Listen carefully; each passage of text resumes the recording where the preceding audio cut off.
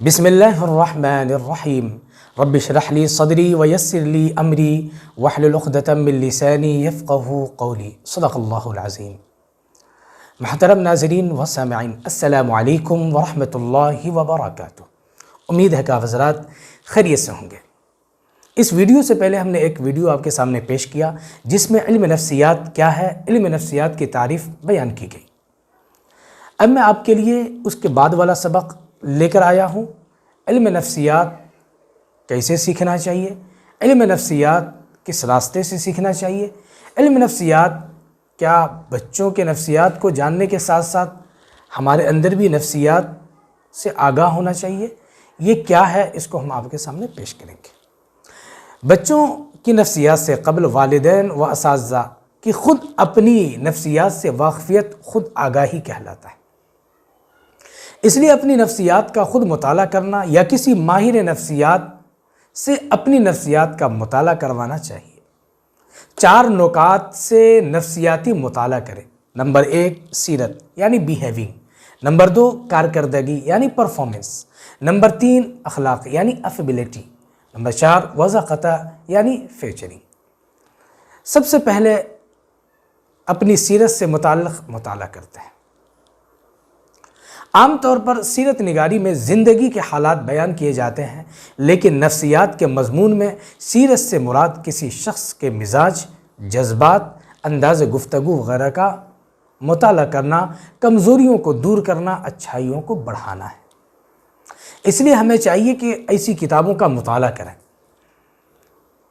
تقریر سے ممکن ہے نہ تحریر سے ممکن، تقریر سے ممکن ہے نہ تحریر سے ممکن، وہ کام جو انسان کا کردار کرے ہے۔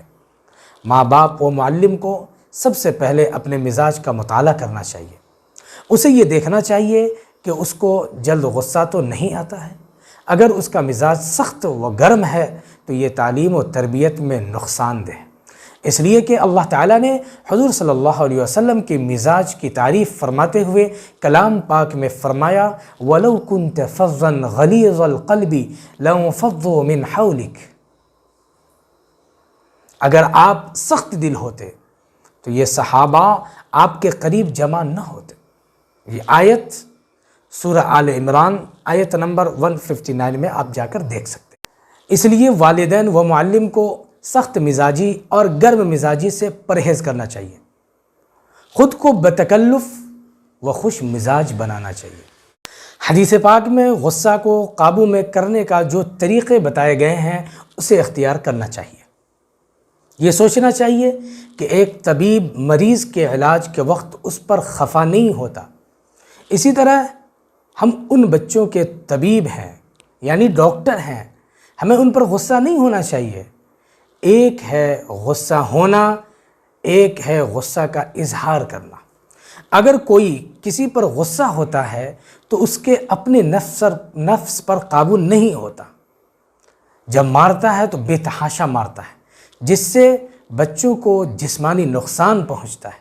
بعض بچے ایسی مار سے تعلیم چھوڑ دیتے ہیں، ماں باپ کی خدمت کرنا چھوڑ دیتے ہیں، ماں باپ کے پاس جانا چھوڑ دیتے ہیں، ماں باپ سے بات کرنا چھوڑ دیتے ہیں۔ انہیں گھر میں جانے میں ڈر لگتا ہے کہ گھر جاؤں گا کہیں پٹ نہ جاؤں۔ لیکن کبھی کبھی تربیت میں غصہ کا اظہار کرنا چاہیے۔ حدیث پاک میں حضور صلی اللہ علیہ وسلم کے اظہار غصہ کے واقعات ملتے ہیں، جس میں 3 صحابی کی تربیت مقصود ہوتی تھی۔ جنگ تبوک میں شرکت نہ کرنے پر حضرت کعب بن مالک اور ان کے 2 ساتھی مرارہ بن ربیع اور ہلال بن امیہ رضی اللہ عنہ سے غصہ کا اظہار فرمایا تھا۔ تو غصہ کا اظہار کرنا ہے، اس کے لیے ایسا سزا نہ دینا ہے جس سے یعنی کہ تکلیف پہنچ جائے۔ اگر آپ بچوں سے محبت پیش کریں گے اور اگر آپ اس سے ناراض ہو جائیں گے تو اس بات کا بھی بچوں کو بڑا ٹینشن ہوگا کہ میرے ماں باپ مجھ سے ناراض ہو گئے، پھر وہ آپ سے قربت کے لیے آپ کے پاس آئیں گے اور آپ سے معافی طلب کریں گے، اور اسے معافی طلب کرانے کے لیے ہمیں تربیت کرنی ہوگی کہ ہم سے یہ نہیں کہ پاپا سوری، ابا سوری، سوری کیا سوری، معافی مانگے تو دل سے مانگے، ایسا کہ پھر دوبارہ اس طرح کی غلطی کرنے کی اس کو ہمت نہ ہو۔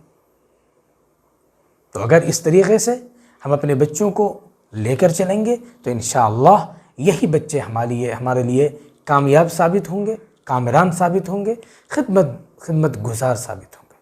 اب ملتے ہیں آپ سے ہم اگلے ویڈیو میں، تب تک کے لیے السلام علیکم ورحمۃ اللہ وبرکاتہ۔